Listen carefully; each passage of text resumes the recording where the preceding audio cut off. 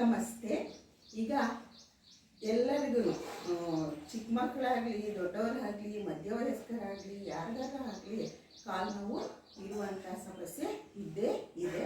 ಅದಕ್ಕೆ ಸ್ವಲ್ಪ ರಿಲೀಫ್ ಆಗುತ್ತೆ. ನಮ್ಮ ಮೀನ್ಕಂಡ ಸ್ವಲ್ಪ ನೋವನ್ನು ಕಡಿಮೆ ಕೊಡಲಿ ಅಂತ ಹೇಳಿಬಿಟ್ಟು ಕೆಲವು ಎಕ್ಸಸೈಸ್ಗಳನ್ನ ಮಾಡಿ ತೋರಿಸ್ತೀನಿ. ಇದು ನೀವು ಡೈಲಿ 7-8 ದಿನ ಮಾಡ್ತಾ ಇದ್ದರೆ ಈ ನೋವು ತಾನಾಗೆ ಕಡಿಮೆ ಆಗ್ತಾ ಬರುತ್ತೆ. ನಿಮಗೂ ಸಹ ಅಭ್ಯಾಸ ಆಗುತ್ತೆ. ಆಮೇಲೆ ನೀವೇನೇ ಕಂಟಿನ್ಯೂಸ್ ಆಗಿ ಮಾಡ್ಕೊಂಡು ಹೋಗ್ತೀರಾ. ಮೀನ್ಕಂಡದ ನೋವಿನ ಸಮಸ್ಯೆ ಬಹಳ ಮಂದಿಗೆ ಇದೆ. ಬನ್ನಿ ನೋಡೋಣ. ಫಸ್ಟು ನಾವು ಇಲ್ಲಿಂದ ಸ್ಟಾರ್ಟ್ ಮಾಡೋಣ. ನೋಡಿ, ಈ ರೀತಿ ನಾವು ಕಾಲನ್ನು ಮುಂಗಾಲಿನಿಂದ ಈ ರೀತಿ ನಡಿಬೇಕು. ಇದೇ ರೀತಿ ರಿವರ್ಸು ಬರಬೇಕು. ಒಂದು 20 ಸಲ ನಾನು ಮಾಡ್ತೀನಿ. ನೀವು ಸಹ ನಿಮ್ಗೆ ಎಷ್ಟು ಆಗುತ್ತೋ ಅಷ್ಟು ಸಲ ಈ ರೀತಿ ನಡ್ಕೊಂಡು ಹೋಗಿ. ಬ್ಯಾಲೆನ್ಸ್ ಇಲ್ಲ ಅಂದರೆ ಕಡಿಮೆನೇ ಮಾಡಿ. ಫಸ್ಟು ಇದು ಕಡಿಮೆನೇ ಮಾಡಿದ್ರೆ ಒಳ್ಳೆಯದು. ಆಮೇಲೆ ನೀವು ಜಾಸ್ತಿ ಹೆಚ್ಚಿಸ್ಕೊಂಡು ಹೋಗ್ಬೋದು.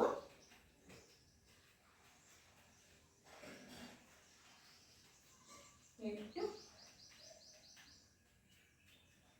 9, 10,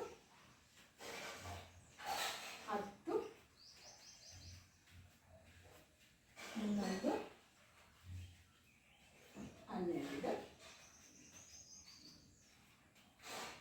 13,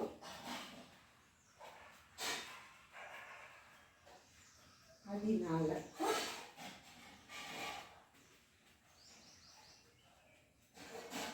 16, 17,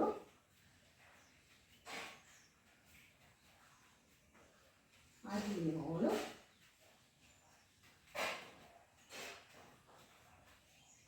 19,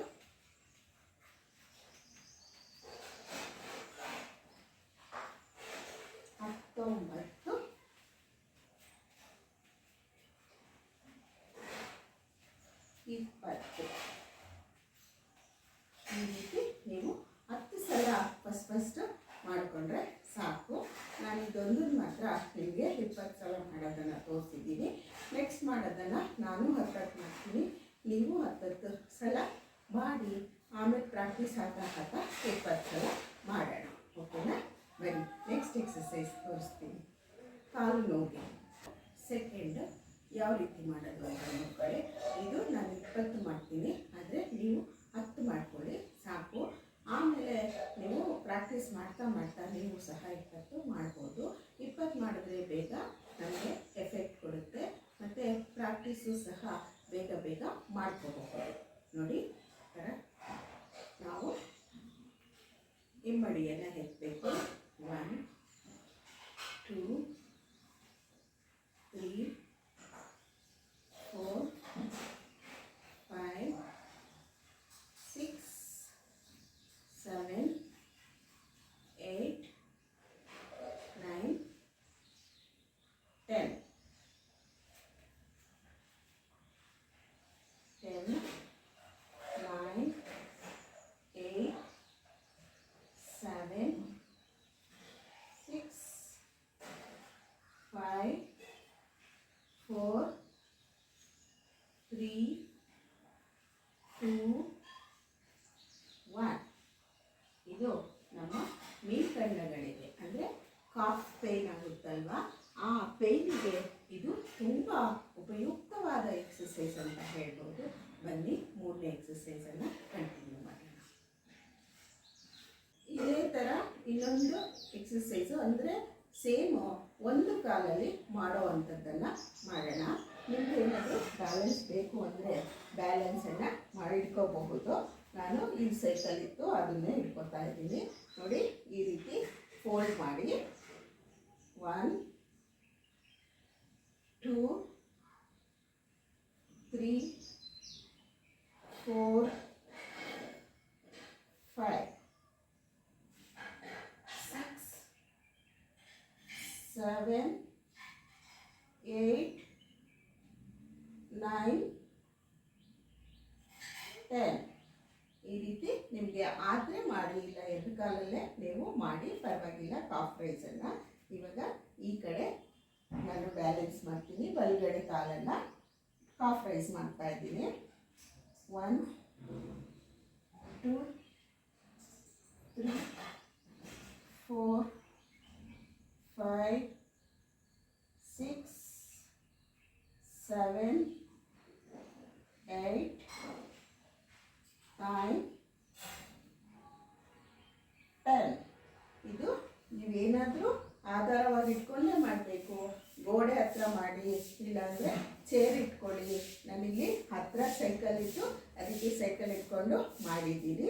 ನೀವು ಜಾಸ್ತಿ ಪ್ರಯೋಗನ ಮಾಡೋಕ್ಕೆ ಹೋಗಬೇಡಿ. ನಿಮ್ಮ ಬ್ಯಾಲೆನ್ಸು ಇಂಬ್ಯಾಲೆನ್ಸ್ ಆದರೆ ಬಿದ್ದೋದ್ರೆ ಕಷ್ಟ ಆಗುತ್ತೆ.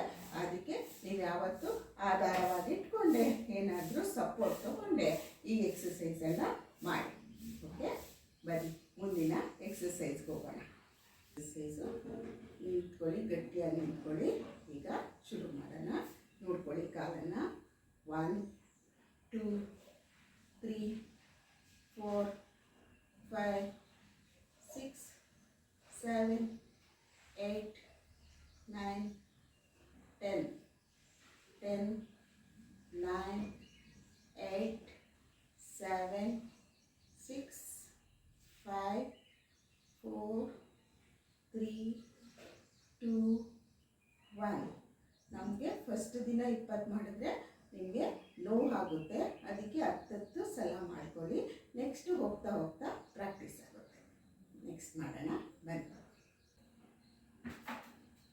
ಎಕ್ಸಸೈಸು ಇದು ಆಧಾರವಾಗಿ ಇಟ್ಕೊಳ್ಳೋಕ್ಕೆ ನಮಗೆ ಚೇರು ಇಲ್ಲ ಗೋಡೆ ಬೇಕೇ ಬೇಕು. ನಾನಿಲ್ಲಿ ಚೇರನ್ನು ಇಟ್ಕೊಂಡಿದ್ದೀನಿ. ಬನ್ನಿ ನೋಡಿ, ಈ ರೀತಿ ನೀವು ಈ ಥರ ಕಾಲನ್ನು ಇಟ್ಕೊಳ್ಳಿ. ಈಗ ಈ ಥರ ಫೋಲ್ಡ್ ಮಾಡಿ ನಮ್ಮ ಹಿಂದೆ ಕಾಲು ಸ್ಟ್ರೆಚ್ ಆಗಬೇಕು. ನೋಡಿ, 1 2 3 4 5 6 7 8 9 10. ಮತ್ತೊಂದು ಕಾಲನ್ನು ಮಾಡೋಣ. ಈಗ ಎಡಗಾಲನ್ನು ಮುಂದೆ ಇಟ್ಟಿದ್ದೀನಿ.